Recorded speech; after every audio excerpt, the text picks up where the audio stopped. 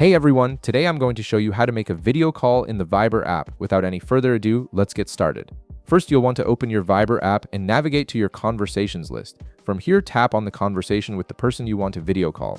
This will open up your chat thread with that specific contact, showing your message history and giving you access to all the calling features available for that conversation. Once you're inside the conversation, direct your attention to the top right corner of your screen.